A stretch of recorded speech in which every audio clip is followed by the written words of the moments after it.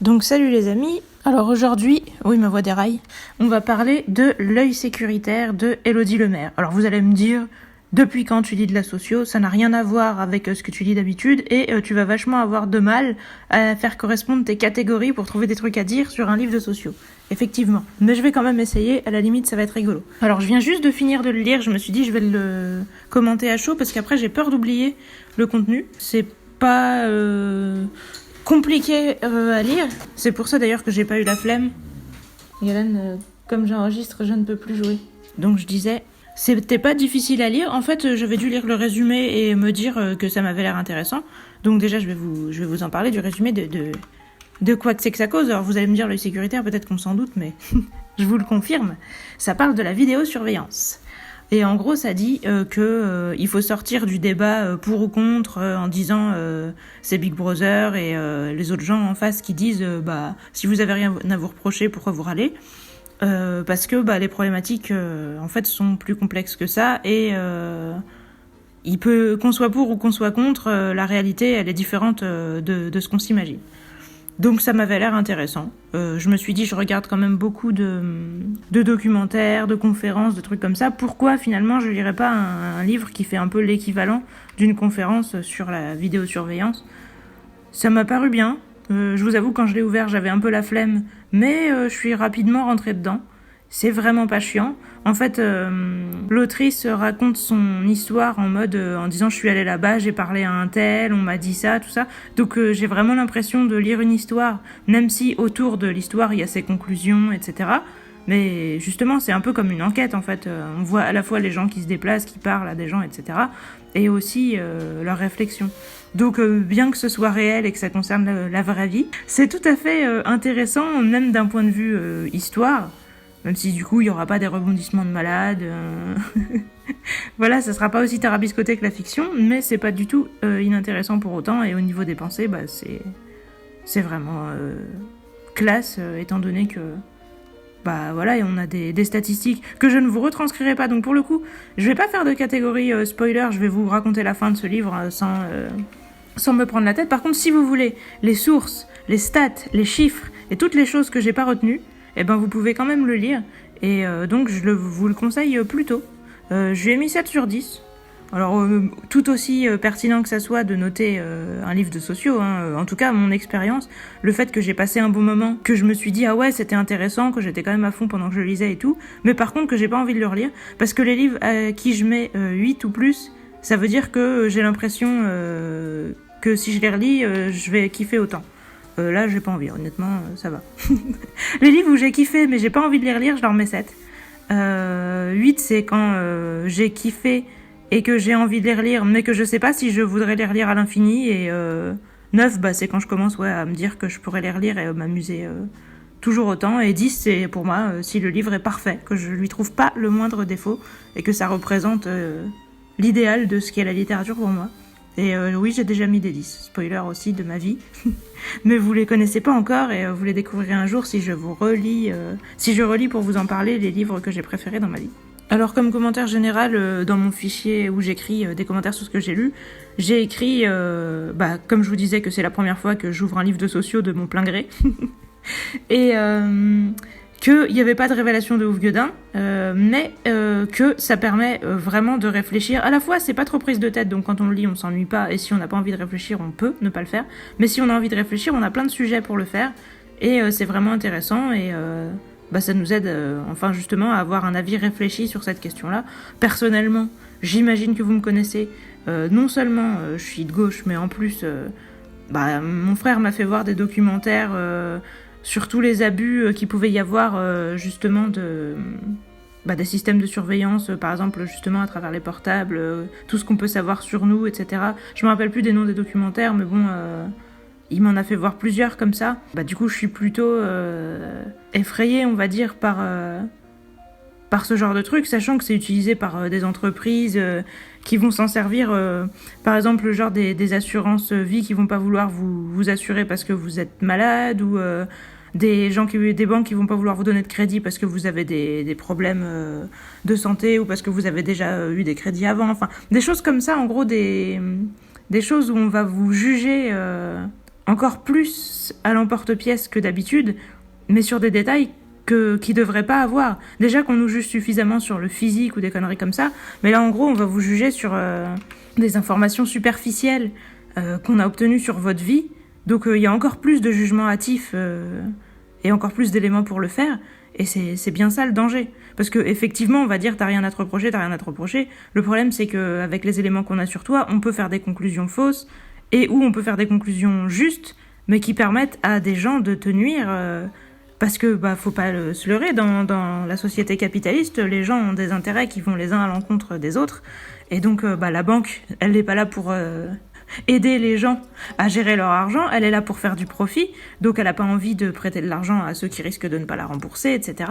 Et le problème, c'est que tout est comme ça. Donc à partir du moment où ils ont des infos, ils vont pas s'en servir pour notre bien, ils vont s'en servir pour leur profit. Et c'est bien ça le problème, c'est pas vraiment de savoir si quand les gens se font agresser, c'est plus facile pour retrouver les meurtriers, etc. Ça oui, c'est peut-être le cas et c'est peut-être bien, mais le problème c'est que ça va limite être une utilisation marginale de ces systèmes-là. Donc de base, moi je suis radicalement contre, mais ça m'intéressait quand même d'avoir un point de vue plus développé et plus justifié, plus détaillé, et tout ça sur la question, de me remettre en question et d'en savoir plus. Ça m'intéressait, même si voilà, du coup j'avais des gros préjugés négatifs contre la vidéosurveillance et tout le système de surveillance en général d'ailleurs. Donc voilà. Alors le résumé, je pense que je l'ai fait. L'histoire, c'est l'histoire donc de cette femme qui fait son enquête et qui va parler à plein de gens. Elle va parler aux sociétés de vidéosurveillance, à la fois les mecs qui vendent les systèmes de vidéosurveillance, les mecs qui surveillent au quotidien les caméras qui sont par exemple dans les villes pour voir si les gens ont fait des délits, etc. Ensuite, aussi le mec par exemple qui gère les systèmes de vidéosurveillance qui sont dans les bus, parce que c'est des systèmes de vidéosurveillance qui sont pas actifs en temps réel, mais où ça enregistre et où tu peux regarder les bandes après s'il y a un souci. Donc ce mec-là. Après, il y a la police qui peuvent éventuellement soit manipuler les caméras de surveillance de dehors, soit aussi demander des bandes, etc. Et puis elle remonte petit à petit la piste en allant après au tribunal, parler aux avocats, aux juges, tous ces gens-là pour leur demander est-ce qu'ils utilisent justement les vidéosurveillances, quel élément de preuve ça représente, est-ce que c'est une preuve irréfutable, est-ce que c'est pas tant que ça utilisé, est-ce que c'est contestable, tout ce genre de trucs. Et donc, en fait, c'est vraiment intéressant. Je veux dire, on peut pas dire qu'il n'y a pas d'histoire, on peut pas dire qu'il se passe rien, non, pas du tout, il se passe des choses et c'est vraiment intéressant, ça fait vraiment enquête. Le concept, c'est une très bonne question, de savoir... parce que voilà, c'est vrai que les gens disent, soit on est en mode, on est surveillé de partout, on n'a plus de liberté, soit on est en mode, si vous avez rien à vous reprocher, etc., fermez vos gueules. Et en fait, clairement, c'est beaucoup plus complexe que ça, et c'est super intéressant qu'une sociologue aille voir toute la complexité du truc, parce qu'en fait, pour qu'une vidéo soit utilisée d'une quelconque façon, ça met en jeu énormément d'acteurs, et on n'y réfléchit pas forcément, et d'ailleurs on le sait pas forcément. Et c'est vrai que c'est clair que dans nos sociétés où les tâches sont de plus en plus spécifiques, en fait, un outil comme ça, il y a des tonnes de gens derrière, quoi, que ce soit les gens qui les fabriquent, les gens qui les regardent, les gens qui se les passent les uns aux autres à chaque fois en émettant des avis sur ce qu'ils ont vu. Et donc au final, ce qui fait que quelqu'un est condamné, pas condamné, c'est plus... c'est à la fois tous les gens qui gèrent la vidéo, comment ils la gèrent, mais à la fois les gens après qui vont la voir, comment ils vont la juger. Donc finalement, c'est plus une espèce de combinaison de tout un tas de jugements humains. C'est pas vraiment du tout quelque chose... d'objectif, un espèce d'œil mécanique froid, etc. Parce qu'on est bien loin du temps où les algorithmes gèrent tout seuls et où c'est des machines qui déterminent qui sont les coupables, etc. Ça pourrait être le cas un jour, mais en tous les cas, actuellement, ça ne ressemble pas du tout à ça. Déroulement de l'intrigue, comme je vous ai dit, il y a quand même une espèce de déroulement, il y a vraiment... une progression. Moi, je trouve que c'est comme s'il y avait une intrigue, même si c'est un livre de sociaux, et c'est une très grande qualité, parce que je ne m'y attendais pas. La fin, j'y reviendrai, même si c'est pas vraiment un spoil. Je vais d'abord faire toutes mes catégories, et après, je vous dirai quelles sont les conclusions que j'ai retenues et ce que j'en ai pensé. Parce que, voilà, si jamais il y a des catégories avant... pour me permettre d'aborder le truc de manière un peu plus superficielle, avant de commencer à m'embarquer dans des idées, dans des raisonnements, dans des argumentaires, etc. Autant le faire avant. Les personnages, figurez-vous qu'il y en a, parce que Il y en a beaucoup qu'on revoit souvent et ils sont relativement bien décrits. Alors c'est des gens réels, mais qui ont été anonymisés. Enfin, ils ont des noms faux, mais ils sont bien décrits. Donc je me dis que les gens qui les connaissent doivent les reconnaître. Enfin, je veux dire pas forcément physiquement. Hein. D'ailleurs, je crois pas qu'ils soient beaucoup décrits physiquement, mais ils sont bien décrits dans leur personnalité, leur fonctionnement, etc. Pour le meilleur et pour le pire. Et c'est bien parce qu'on voit qu'ils sont pas du tout les seuls responsables des problèmes. On voit leurs défauts, leurs qualités. Leur fonctionnement un peu égoïste et les conséquences que ça a, et aussi comment des fois ils sont dévoués pour la collectivité, mais à leur manière, et du coup ça aura des conséquences que eux-mêmes ils prévoiront pas vraiment, ou alors au contraire ça aura pas de conséquences alors que eux ils sont persuadés de leur importance. Donc c'est vraiment même intéressant d'un point de vue humain. L'apparence, bon, je vous dis, les gens sont pas décrits physiquement et tant mieux, parce qu'on n'est pas là pour juger les gens sur le physique, quoi. Mais les personnalités sont vraiment bien décrites et réalistes, et bah, c'est normal puisque c'est des gens réels. Mais je veux dire, ouais, elles sont bien décrites et j'ai vraiment l'impression qu'il y a eu des personnages alors qu'on est dans un livre de sociaux. Et ça, c'est quand même pas mal. Bon, du coup, l'évolution, il y en a pas, parce que je pense pas qu'elle soit partie revoir les gens après pour leur donner les conclusions de son enquête. Et peut-être qu'elle y est partie, mais que de toute façon, nous, on n'a pas... On n'a pas ça. Le livre n'avait pas pour but de voir comment les acteurs de la vidéosurveillance allaient prendre les conclusions de l'étude. Donc non, on n'a pas l'évolution des personnages. Est-ce qu'ils se sont remis en question, ceux qui étaient persuadés de leur importance, est-ce qu'ils ont remarqué que finalement ils n'étaient pas si importants que ça, et inversement? Non, je ne sais pas, je ne crois pas. Je suis plutôt pessimiste sur ce genre de choses et je ne pense pas que ce soit trop le cas. L'univers, les lieux et créatures, ben c'est la réalité et elle est très bien rendue, donc c'est tout à fait bien. Autant j'aime pas quand les choses sont réalistes, quand les gens prétendent être réalistes et que moi je trouve que c'est pas le cas, mais là c'est totalement le cas en même temps de la part d'une sociologue, c'est normal. Logique et cohésion, bah c'est la réalité, donc personne ne peut tester. Le mystère et découverte, bah franchement, il y en avait. C'était super intéressant de se poser la question. En plus, tout le long, il y a beaucoup de suspense parce que elle, au début, elle sait qu'en entrée, il y a les acteurs directs de la vidéosurveillance, ceux qui en vendent ou ceux qui... Oui, bah, globalement, ceux qui ont des intérêts financiers là-dedans, ou alors qui sont juste passionnés, en mode ils travaillent pour ça, ils regardent les vidéos et ils sont en mode on est des chasseurs, ils essayent de se donner de l'importance et tout ça. Tous ceux-là sont totalement convaincus que c'est révolutionnaire et que c'est grâce à ça qu'il y a moins de criminalité, c'est grâce à ça qu'on arrête les coupables de nos jours, etc. Et de l'autre côté, il y a justement les juges, les magistrats, tout ça qui disent bah non mais c'est très rarement utilisé, c'est pas très concluant, etc. Qui sont assez pessimistes sur le truc en disant qu'il y a moins de 5% des affaires où il y a une vidéo qui est à prendre en compte dans la résolution. Et donc l'autrice se demande mais qu'est-ce qui s'est passé entre les deux? Et concrètement c'est un grand mystère et tout le long du livre on se dit putain mais ouais quoi, où est-ce qu'elles sont les vidéos? À chaque fois on fouille et on se dit bah non, il n'y a pas de déperdition à cet endroit, donc où est-ce que ça s'est passé? Et ouais, du coup il y a quand même du suspense. L'écriture elle était bien, j'ai pas remarqué grand chose de spécial, mais en tous les cas j'ai pas été du tout dérangée par de la lourdeur ou quoi que ce soit. Donc pour un livre justement qui pourrait être plus académique entre guillemets et qui n'est pas un loisir de base, bah c'est agréable parce que du coup j'ai pas du tout l'impression d'avoir fait un effort. Poésie et contemplation, bon il y en a pas, hein. Je suis au regret de vous dire, c'est pas l'endroit. Mais suspense et action, du coup il y en avait. Bon, de l'action il y en a pas de ouf non plus, mais il y en a un petit peu. Vu que l'autrice a passé du temps dans chacun des services qu'elle a interrogés, à travailler avec eux, à essayer de comprendre ce qu'ils faisaient concrètement, etc. Elle a passé vraiment plusieurs semaines et tout. Bah, il s'est passé des choses et elle nous raconte des extraits de ce qui s'est passé, etc.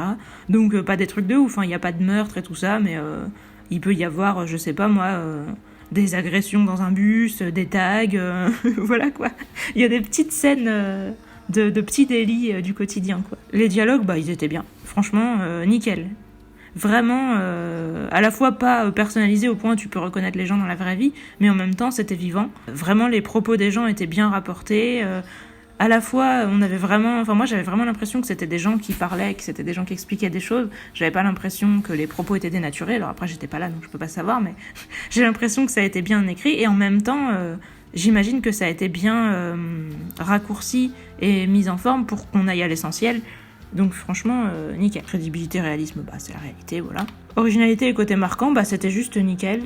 Et j'ai pas lu assez de sociaux pour avoir une idée sur la question, mais moi ça va peut-être me marquer et peut-être me donner envie d'en relire, et je pense que c'est quand même un point positif. Et donc note globale, où j'ai dit, j'ai mis 7. Et maintenant je vais éteindre mon casque et je vais vous dire plus précisément les conclusions et ce que j'en pense, déjà pour ce que je me rappelle, parce que ça va peut-être être un peu confus dans ma tête. Mais alors, donc comme je vous disais au début, il y a tout un tas de gens qui sont convaincus de leur propre importance, et qui sont biaisés, mais à mon avis qui ne voudront pas le savoir, parce qu'ils ont des intérêts là-dedans. Les gens qui vendent de la vidéosurveillance, du coup, ils survendent le côté justement c'est parfait, ça permet de faire des trucs de ouf, etc. En disant que la technologie évolue très vite, etc. Mais en réalité, c'est loin d'être aussi perfectionné que ce qu'ils disent. Ensuite, il y a le mec, justement, donc elle l'a appelé Abdel, le mec qui regarde les vidéos de surveillance des bus. Lui, il est aussi totalement convaincu que ce qu'il fait, c'est super utile. Il dit que la criminalité a baissé depuis que les bus sont équipés de vidéosurveillance, que les chauffeurs se sentent plus en sécurité, etc. Mais c'est totalement comme les médecins qui prescrivent de l'homéopathie, en fait. Tu vois bien que le mec, il dit ça parce que les chauffeurs de bus lui disent qu'ils sont rassurés, les chauffeurs de bus lui disent qu'ils sont rassurés parce que lui-même, il leur a dit ça va diminuer les probabilités d'agression, que vous ayez des caméras, etc. Enfin, c'est vraiment un cercle où les gens se sont auto-convaincus, et dans la réalité, ça a l'air très rare que ça serve réellement à quelque chose. Et le pire, c'est que lui-même, quand on lui dit de retrouver une bande vidéo, il est en galère pour le faire, et on dirait que ça l'emmerde un peu. Alors bon, c'est quand même son taf, donc il le fait, et lui, il est content d'un côté parce qu'il dit, bah voilà, c'est utile, regardez comment c'est utile, la preuve c'est qu'on me le demande, mais en même temps, ça a l'air d'être long, de le faire chier. Pour lui, ça a l'air très difficile de retrouver... Et donc il demande plein de détails et tout, mais il dit que la plupart du temps les gens décrivent pas assez bien, et que du coup il a du mal à retrouver les scènes où il s'est passé des choses, en plus du fait que des fois il y a des gens qui mentent sur ce qui s'est passé. Donc globalement il a l'air de beaucoup regarder de vidéos pour rien, et de trouver que c'est chiant, et en fait manifestement lui-même il mise énormément sur la prévention, et pas trop sur le réel bienfait entre guillemets des caméras, que ce soit... Enfin je veux dire, ça permet pas d'élucider des affaires concrètement, ou très très rarement, et lui évidemment dans sa com il va dire que c'est le cas, parce que ça aide à rassurer et à faire de la prévention, mais concrètement ça a pas l'air si ouf que ça. Et donc ensuite on va voir aussi les mecs qui s'occupent des caméras de surveillance qui sont dans la ville, et donc les gens qui sont censés regarder est-ce qu'il y a des incivilités, genre justement des gens qui taguent, ou des trucs qui sont abîmés, genre une voiture qui rentre dans un lampadaire, ou ce genre de trucs. Il peut aussi y avoir moyen de regarder s'il y a des agressions, ce genre de trucs, mais voilà, enfin... Ça peut être tout un tas de choses, mais c'est les gens qui manipulent ces caméras-là. Et donc elle parle d'un mec, je crois qu'il s'appelle Dominique dans son livre, qui est à fond en disant moi je suis un chasseur et tout, je regarde les gens suspects, je les suis, et genre le mec il dit il faut avoir du flair, et il est en mode, il se prend totalement pour un profiler, et il tripe sur le fait qu'il a permis de résoudre des affaires, etc. Et en fait, à côté de ça, il y a d'autres gens qui, eux, sont en mode on regarde les vidéos, mais c'est chiant, etc. Et donc lui, il appelle beaucoup la police pour dire oui, j'ai vu ci, j'ai vu ça, il faut que vous donniez suite de votre côté. Et donc on lui dit oui, et lui, il est super fier parce qu'il se dit voilà, ça y est, encore une victoire de canard. Et à côté de ça, il y a une autre fille qui est en mode c'est chiant, mais... Elle s'en sert plutôt pour prévenir, par exemple, de la météo, ou des problèmes de circulation, etc. Parce qu'apparemment, c'est aussi dans leurs attributions. Mais le fameux Dominique, lui, il ne doit pas trouver ça assez épique pour son statut de grand limier. Mais voilà, il y a une fille qui, elle, était en mode j'aime pas me prendre la tête, et genre elle est arrivée là parce qu'elle a eu un handicap ou une invalidité, ou un truc qui fait qu'elle pouvait plus être dans son ancien boulot. Et donc elle est pas là par plaisir. Je crois d'ailleurs que c'est le cas aussi du fameux Dominique. Et en fait, justement, l'autrice disait tous les gens qui se retrouvent dans ce genre de service, c'est des gens qui sont arrivés là soit suite à un accident, soit suite à ils ont été virés ou quelque chose. Enfin, c'est des gens qui sont mis au placard en quelque sorte. Et donc il y en a quelques-uns, mais c'est une très grande minorité. Dans le service où elle était, il y avait que le fameux Dominique, qui sont ultra zélés. Et du coup, les mecs, les chefs de service là vont dire ah oui, lui, il est génial, c'est l'exemple à suivre et tout. Mais la majorité, ils sont en mode putain, on est là, on subit, on se fait chier. Et ce qui est intéressant, c'est qu'après, elle va voir la police. Entre-temps, il me semble qu'il y a un moment où, avec la fille, elle essaye d'utiliser une caméra pour regarder une scène, et en fait, où il y a une agression, justement, et c'est une interpellation de la police sur des gens. Et en fait, elle essaye de bouger la caméra, et elle voit qu'elle n'a plus le contrôle, et que la caméra s'en va. Et la fille lui dit ouais, c'est courant, c'est parce que c'est la police qui peut prendre aussi la main sur les caméras. Et donc bon, c'est intéressant. Et du coup après elle va voir la police, et donc la police lui dit oui effectivement on peut prendre le contrôle sur les caméras, mais bon c'est chiant, nous on aime mieux le terrain, etc. De toute façon ça c'est bon pour je sais plus comment ils appellent ça, mais les gens en gros qui aiment être collés devant les écrans, et pour eux il y a une espèce de mépris de ce truc là. Mais des fois il peut donc leur arriver de les prendre, et bizarrement vous noterez que c'était pendant une interpellation, donc c'est une scène où ils étaient là, en fait, et on se demande s'ils n'ont pas plus pris le contrôle, enfin, c'est moi avec ma paranoïa, mais pour empêcher justement les services de vidéosurveillance de voir ce qu'ils faisaient, parce que, voilà, c'est un peu bizarre, la caméra qui partait en plus dans le décor quand l'autrice essayait de la contrôler pour regarder l'arrestation. Et à côté de ça, eux, ils se vantent de pas s'en servir. Et ils disent aussi, le fameux Dominique, il arrête pas de nous appeler, il est un peu relou. Et donc l'autrice voit que la première fois, il appelle et elle lui dit, ouais, ok, on va s'en occuper. Et il rappelle une deuxième fois dans la même nuit. Et la fille, elle lui fait, oui, elle lui dit, oui, ok, on s'en occupe. Et après, elle raccroche, elle fait, oui, c'est bon, on s'en occupe, mais bon, il est relou, il nous saoule quand même. Et en gros, elle fait rien, elle lui dit, on s'en occupe. Et après, derrière, elle donne pas suite. Et donc voilà, le fameux Dominique, il est persuadé d'être le mec ultra épique qui permet de résoudre plein d'affaires. Et en fait, les flics le trouvent juste chiant. Et probablement que la moitié du temps, ou voire plus, ils l'écoutent pas parce qu'ils se disent ce mec-là, il nous appelle pour un rien. Donc fuck, on sait que c'est pas important. Puis de toute façon, voilà, ils ont un espèce de mépris pour ces mecs-là en mode ils nous prennent notre travail et avec un moyen que eux ils jugent entre guillemets inférieur ou indigne. Et donc ils s'enorgueillissent limite de pas les écouter.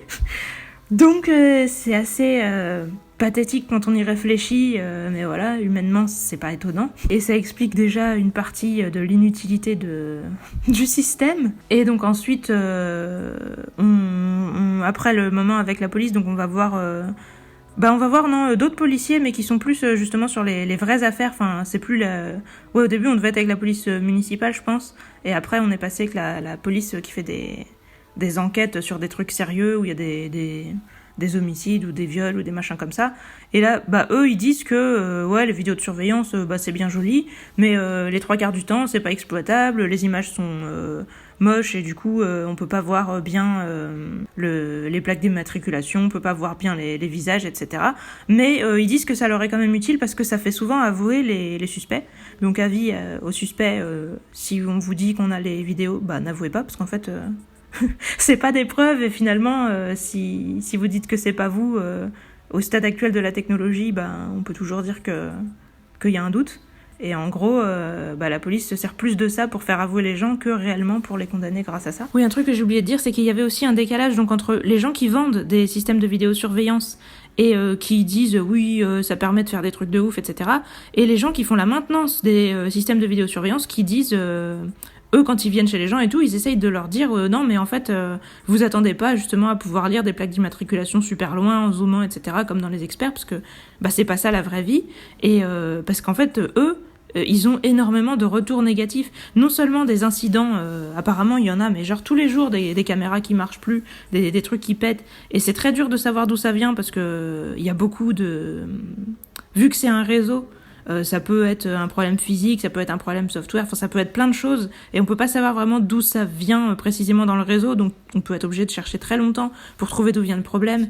Et puis comme il y a d'un côté les informaticiens et d'un autre les électriciens, les deux se consultent pas forcément, et si on appelle le mauvais, il trouvera pas le problème. Et les réparateurs, ils ont du mal à avoir des formations dans les deux domaines, donc les réparateurs en gros ils sont juste en galère.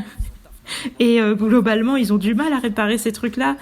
Donc, les installer... Enfin, en gros, c'est parce que c'est les mêmes qui vont les installer. Les mecs qui s'occupent du côté technique. Les installer, ça leur convient, mais ils essayent de mettre en garde les gens parce qu'ils en ont marre qu'on les appelle en disant « Oui, ça marche pas comme on pensait, etc. » Eux, ils ont l'impression que qu'on leur parle de ça tout le temps, qu'on les harcèle avec ça et qu'ils en peuvent plus. Parce que concrètement, les gens s'attendent justement à des trucs de ouf, et la réalité, ça suit pas du tout. En plus, il y a énormément de dysfonctionnements, et c'est très dur à trouver d'où vient le problème, etc. Et tout le monde se renvoie la balle. C'est le genre de truc où c'est difficile de décider de qui c'est la responsabilité, qui il faut envoyer, etc. Donc les problèmes très souvent ne peuvent pas être résolus. Et ça fait juste gueuler tout le monde, mais sans qu'on puisse vraiment dire qui a tort ou qu'est-ce qui s'est passé. Donc voilà, déjà, il y a un gros décalage entre ce que disent les gens qui en vendent de la vidéosurveillance et les gens qui en font la maintenance, etc. Parce que eux, ils sont confrontés au fait que concrètement, ça pose énormément de problèmes et c'est très dur à gérer. Et que c'est censé être plus dissuasif qu'autre chose parce que concrètement ça marche pas très bien en fait. Et donc après je reviens aux flics donc pour les enquêtes qui disent que en fait comme les images sont souvent floues, les caméras automatiques dans les rues comme elles tournent toutes seules et tout, souvent on voit pas les scènes en entier. Il y a beaucoup trop de choses qui vont pas, c'est loin d'être une preuve irréfutable et en mode, tu vois quelque chose, tu peux dire que voilà, c'est comme ça et c'est tout. Donc en gros, ils s'en servent surtout pour faire avouer les suspects quand ils ont filmé quelque chose. Mais du coup, c'est souvent quand ils avaient déjà des présomptions contre la personne. En gros, voilà, c'est quand ils ont déjà un coupable et qu'ils ont juste besoin de le faire avouer et qu'il y a eu, par hasard, une vidéo de son crime. Mais en gros, c'est des cas assez isolés. Et dans la majorité des cas, mais vraiment genre 90% voire plus, ils disent que la vidéo n'a pas été exploitable parce que c'était trop flou, tout ça. Du coup, ils ont rien pu en tirer, même si d'un autre côté, ils disent que c'est bien quand même d'avoir ça et que ça leur sert quand même, mais des fois de manière détournée. Par exemple, ils peuvent ne pas reconnaître une personne sur une vidéo, mais voir qu'elle a posé ses mains sur une vitre et que du coup, ça leur permet d'aller prendre des empreintes à l'endroit où ils ont vu que la personne avait posé ses mains. Ce genre de truc. Mais en gros, il faut être innovateur et réfléchir et utiliser ça comme un outil parmi d'autres et un outil qui sert à recueillir des preuves d'une autre manière et pas penser que juste la vidéo, tu la regardes et pouf, t'es le coupable. Parce que concrètement, au stade actuel, ça marche pas du tout comme ça. Donc il y a ça. Ensuite, il y a le tribunal où là, du coup, les juges, les avocats, tout ça, je me souviens plus qui précisément dit quoi, mais il me semble qu'au début, il y a des gens qui disent oui, c'est génial, la vidéosurveillance, etc. Mais je me souviens plus qui c'est. Et par contre, après, justement, les avocats, tout ça, les avocats ou même les juges, il me semble qu'ils disent non, en fait, c'est très rare que ce soit utilisé, c'est compliqué. En plus, dans les tribunaux, ils n'ont pas de quoi passer la vidéo. En tout cas, pas en France. Donc, ils disent qu'en ça, il y a un gros décalage entre les États-Unis et la France. Et pour l'instant, la France, c'est pas du tout à jour. Les vidéos, comme preuve, si tu veux passer une vidéo dans un tribunal, ils disent que genre, ils se retrouvent à les passer sur un écran d'ordi portable tout petit, dans une salle où il y a 80 personnes qui sont censées la voir et tout. Et du coup, c'est pas très utilisable. En plus du fait que ça prouve pas grand-chose, etc. En plus, comme normalement, il faudrait que tout le monde puisse y avoir accès, les avocats et tout ça. Et là, c'est pas du tout le cas parce que les vidéos, elles se baladent de service en service. Comme elles sont... Déjà, et oui, il y a ce problème-là aussi, c'est que les vidéos surveillance, elles sont conservées que pendant un temps limité. Des fois, c'est 7 jours, mais ouais, ça a l'air d'être des temps à peu près comme ça. Des fois, c'est 24 heures, des fois, c'est 7 jours. Mais en tout cas, c'est pas long. Donc, si on n'est pas au courant tout de suite qu'il y a eu l'infraction et que quelqu'un ne demande pas la vidéo tout de suite, déjà, elle est perdue. Et après, même si on la demande, etc., elle est conservée que pendant un temps. Donc, ça se peut qu'elle soit conservée pendant un temps et qu'on n'y fasse pas assez appel et qu'après, elle soit supprimée. Pareil, il y a un truc que les flics qui ont des vidéos, des fois, ils savent pas les lire parce que apparemment, il y a des systèmes de vidéosurveillance qui ont des formats, j'imagine, propriétaires ou quelque chose comme ça, et du coup, ils n'arrivent pas à ouvrir les fichiers. Et comme ça les oblige à retourner voir la société de vidéosurveillance pour demander, souvent, ils ont la flemme parce qu'ils ont l'impression qu'ils perdent trop de temps et qu'ils n'ont pas que ça à faire et qu'ils ont la flemme, pas dans le sens où ils bossent pas, hein, mais dans le sens où ils ont l'impression d'avoir mieux à faire et que c'est trop secondaire pour mériter tant d'efforts. Et du coup, il y a des vidéos qui laissent tomber juste parce qu'ils n'arrivent pas à les lire. Et là, on voit tellement comment la société, mais c'est le bordel. À force d'avoir tout le temps des trucs spécialisés, on se rend compte qu'en fait, il y a énormément de gaspillage constamment dans la société. Moi, c'est ça qui m'a vraiment marqué aussi dans ce bouquin, c'est que ils filment des vidéos, mais constamment, des jours entiers, les caméras, elles marchent, il y a des vidéos qui sont enregistrées et tout, et il est bazar de tous les jours. Donc moi, je me dis, mais d'un point de vue écologique, mais c'est un massacre, ce truc. Ils enregistrent des plombes de vidéos qu'ils jettent, mais les 3/4... Enfin, ouais, vraiment, c'est très très rare que ça serve à quelque chose. Et tout ça, que ce soit... En plus, on les grave sur des CD, machin, après, les CD, on les jette. Bon, à la limite, à mon avis, elles sont quand même que rarement gravées sur CD, parce que ça, c'est déjà seulement quand elles arrivent chez la police. Mais tous ces trucs, c'est des caméras qui marchent en permanence pour rien. Mais c'est un gaspillage, mais de fou, quoi.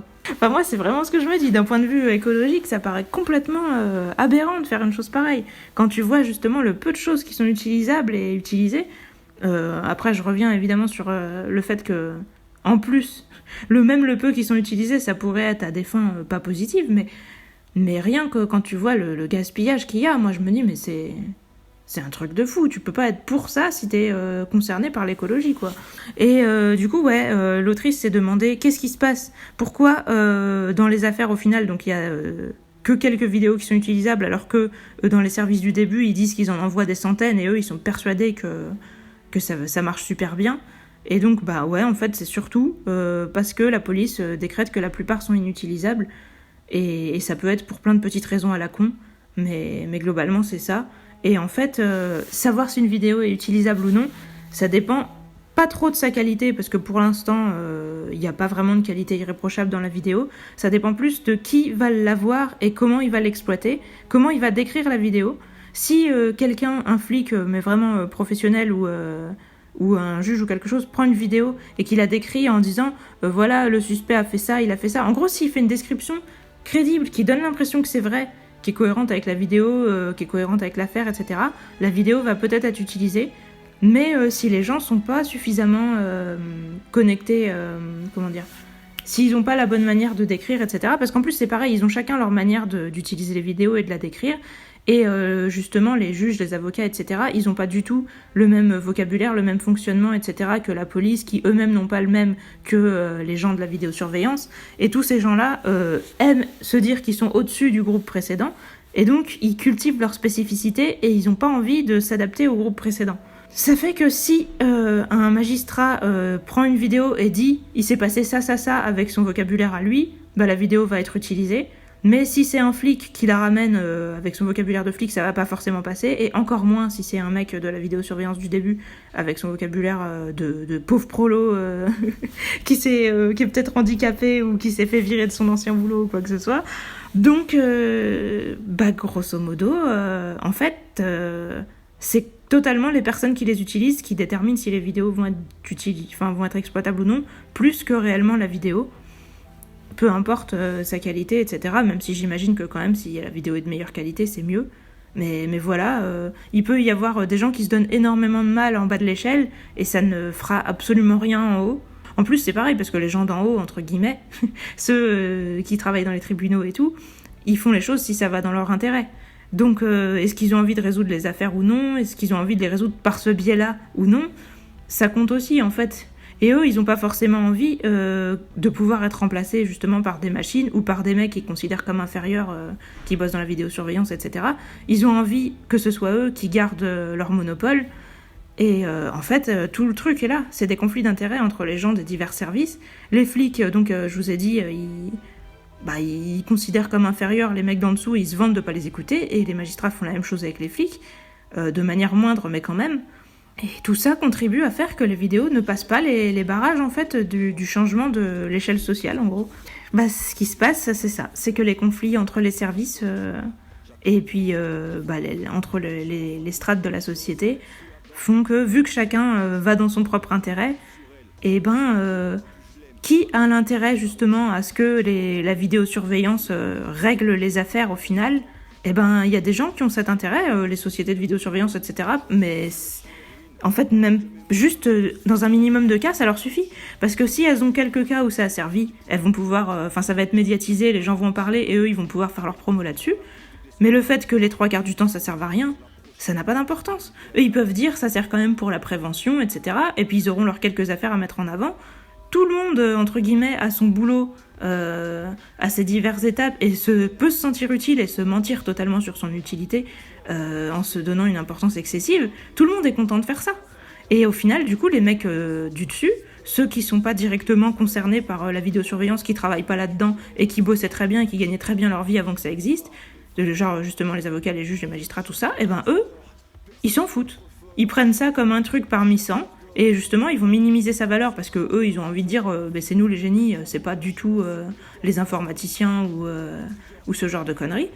Donc, en fait, ça fait face à des barrières, un peu le côté conservateur versus innovation.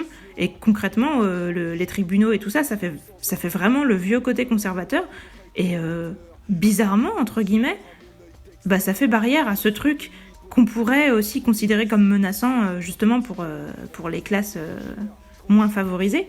Mais en fait là, c'est clairement les mecs favorisés qui font que ça prend pas plus d'importance que ça pour l'instant, justement parce qu'ils sont conservateurs, quoi. Donc c'est marrant comme paradoxe. C'est vraiment intéressant parce que pour le coup, j'y avais jamais pensé, j'y avais jamais réfléchi. Mais c'est vachement logique quand on y pense.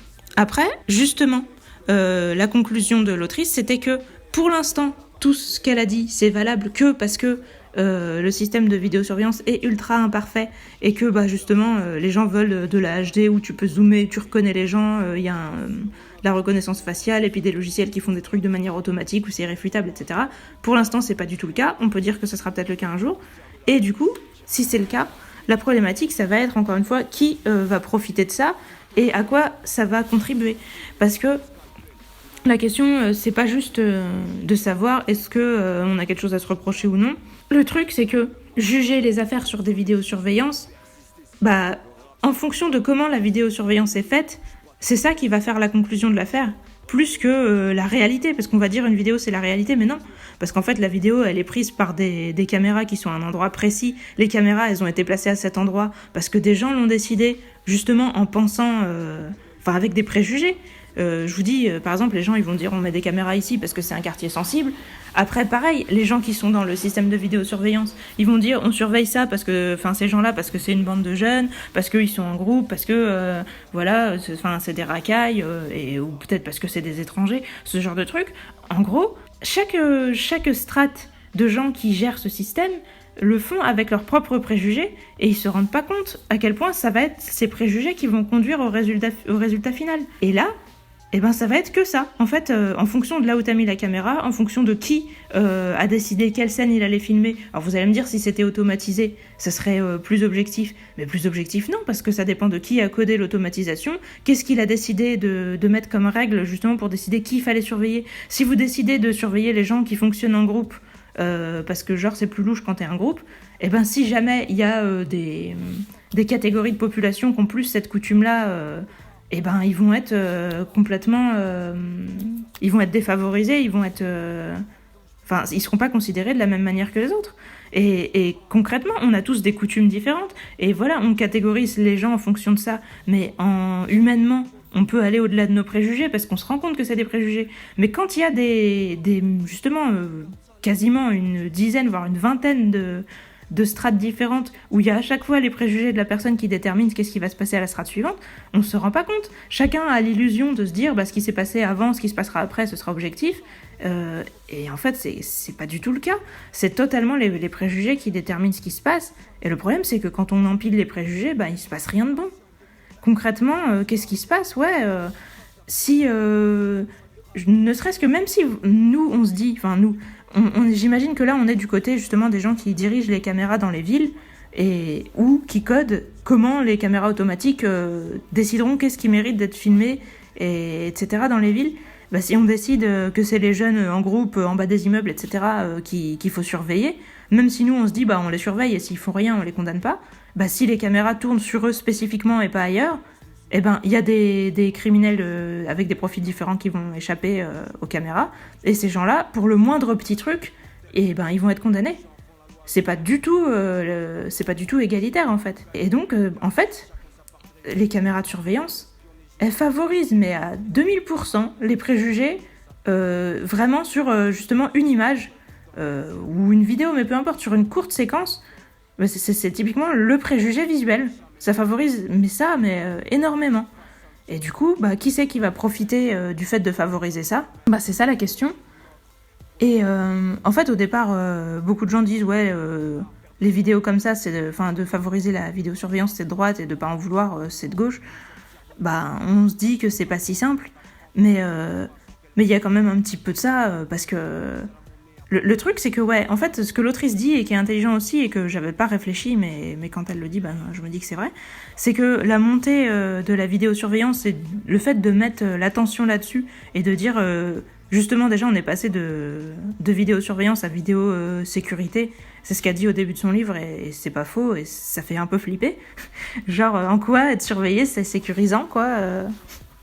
Il y a un petit basculement, quand même. En fait... Depuis qu'on dit... c'est Nicolas Sarkozy qui a fait beaucoup monter justement le nombre de caméras, etc. en France et qui a beaucoup misé là-dessus. Et on dit du coup que c'est un truc de droite. Mais en fait, c'est surtout un truc qui permet...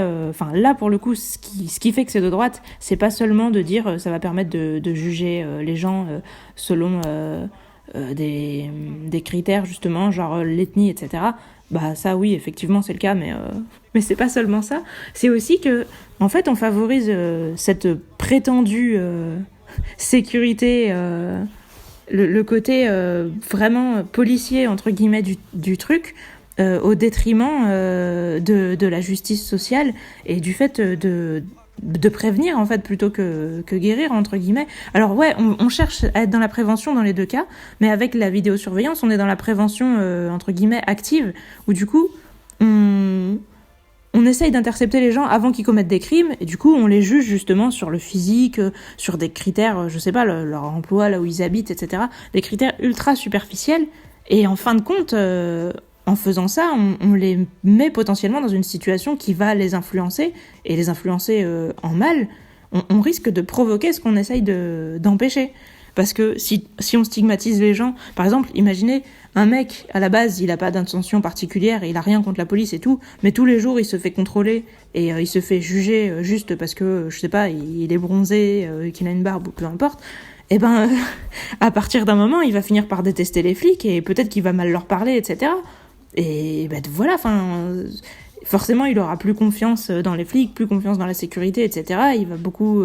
ça va influencer son comportement, en fait. Et du coup, le fait de vouloir prévenir de cette manière-là, ça peut avoir énormément de dérives dangereuses. En plus, c'est ce que j'essayais de dire tout à l'heure, mais je me suis un peu emmêlée dans mes idées, la conclusion justement de l'autrice, c'est que cette pseudo-prévention en essayant de juger les individus justement juste sur le visuel, elle arrive pour remplacer la justice sociale, sachant que toutes les aides sociales justement qu'on a mis en place après la Seconde Guerre mondiale et tout ça sont en train de se péter la gueule et qu'on est en train de tout nous enlever, et c'est totalement d'actualité en ce moment avec Macron. Clairement, on est en train de tout nous enlever dans la sécurité concrète, de dire dans la vie, est-ce qu'on va avoir on va avoir ce qu'il faut pour survivre, quoi. On va avoir un toit, on va avoir un minimum d'argent pour manger, etc. On enlève tous ces trucs-là, toutes les sécurités aux gens, soi-disant par rapport le libéralisme, etc. Et d'un autre côté, pour quand même parler de sécurité, parce que clairement là c'est de la sécurité qu'on enlève aux gens, et ben on met tout sur le dos de l'individu. Donc c'est vraiment... ça aussi, je trouve que c'est relativement de droite, parce que au lieu de penser à des populations et de prendre les individus... c'est plutôt les populations, tu dis tu fais partie de telle ou telle catégorie, les catégories fonctionnent comme ci, comme ça, mais les individus, on est une accumulation d'énormément de choses et on peut pas juste nous juger sur une caractéristique. Et puis en plus, on considère qu'on est influencé... Justement, on est le produit de la société, hein, donc en quelque sorte, on n'en est pas responsable, alors qu'à droite, ils sont quand même plus sur le côté, justement, libre arbitre, accusation, etc. Et donc, on va considérer que les problèmes viennent des individus. Et voilà, donc d'un côté, on enlève aux gens, justement, leur sécurité, la sécurité, justement, de l'État, la sécurité, où on s'occupe de nous pour éviter qu'on soit en danger, concrètement, en mode, on a de quoi vivre. Parce que c'est ça le rôle de l'État, pour moi en tout cas, et c'est la première sécurité par laquelle on est tous concernés. Parce que autant, est-ce qu'il y a un criminel qui va vous agresser ? Bon, c'est possible, mais la probabilité, elle est relativement faible. Alors est-ce que vous allez mourir si vous avez plus d'argent, si vous avez plus de maison ? Bizarrement, la probabilité, elle est vachement plus haute. Donc, on vous enlève tout ça, et on vous dit, mais vous inquiétez pas, on va choper les criminels, et comme ça, tout va bien se passer. Et ça permet d'accuser des individus précis, et d'être tout le temps justement dans la chasse à l'individu qui représente le problème, en vous disant si vous n'allez pas bien, c'est à cause soit de telle catégorie de population ou soit de tel individu précis, mais on est en train de chasser et de chercher des coupables, alors que c'est l'État, c'est la société actuelle qui nous retire toute notre sécurité. La vraie sécurité, à mon sens en tout cas. J'ai plus les bons termes probablement pour parler de ça, mais c'est la conclusion et je trouve ça très vrai. Parce que c'est d'ailleurs pour ça que ça me fait autant peur, ce truc de pseudo-sécurité. C'est que non seulement ça paraît vachement totalitaire, mais c'est qu'en plus, ça règle pas du tout les problèmes. Enfin, c'est comme si je payais, je sais pas moi, des microbes pour chasser les poussières de mon appartement, au lieu de trouver d'où la poussière est venue et d'essayer de faire en sorte que ça n'arrive plus. Enfin, elle est très bizarre ma métaphore, mais vous voyez ce que je veux dire. En réalité, les problèmes, ils apparaissent pas de nulle part. Si un criminel fait une connerie, que ce soit des gens qui taguent ou qui dégradent des biens publics ou n'importe quoi, bah si ça arrive, c'est peut-être parce qu'il y a un problème justement et que ces gens-là vivent pas dans des bonnes conditions, qu'ils ont pas ce qu'il faut pour avoir des occupations plus utiles entre guillemets. Enfin, s'ils font ça, c'est qu'ils sont pas bien intégrés dans la société. Vous allez me dire peut-être oui, bah c'est peut-être de leur faute. Bah c'est peut-être de leur faute, mais en attendant, moi je pense que le rôle de la société c'est de faire de son mieux pour intégrer tout le monde. Après, le truc c'est que les individus qui y arrivent pas, ils devraient être largement minoritaires. S'il y en a trop, c'est quand même que la société devrait se remettre en question. Et donc, mettre les caméras partout en disant que potentiellement, enfin en sous-entendant que le problème est partout, bah pour moi ça montre plus qu'il y a un problème dans la société plutôt que de penser que les caméras vont résoudre quelque chose en fait. Donc voilà, c'est peut-être un petit peu confus ce que je dis parce que des fois je me perds un peu dans mes idées, mais en tout cas, c'est un mélange de ce que racontait le livre et de ce que j'en ai pensé. Donc du coup, j'ai tout spoilé. Mais comme je vous dis, si vous voulez les détails, avoir vraiment les anecdotes précises... Ah, désolée, j'ai shooté dans quelque chose. Quelle idée de marcher en même temps que je parle. Donc je disais, si vous voulez avoir les anecdotes précises, si vous voulez avoir les chiffres, si vous voulez avoir les sources, et comme je vous dis, ce livre est intéressant et facile à lire et assez court. Je l'ai lu vraiment en une soirée, donc je sais pas, il fait peut-être 200 pages ou quoi, mais il est pas très long. Moi, je vous le conseille carrément. Mais grosso modo, je vous ai spoilé la fin. Donc c'est vraiment si vous voulez les détails, si vous voulez vraiment y réfléchir par vous-même, et si vous voulez faire vos propres conclusions, parce que comme je vous ai dit, moi, mon résumé, il est totalement biaisé par mes opinions. Je ne m'en cache pas. Je suis quelqu'un qui, de base, suis assez défavorable à ça, donc j'ai plutôt retenu les points négatifs que les points positifs. Même si j'ai compris qu'il y en avait quelques-uns.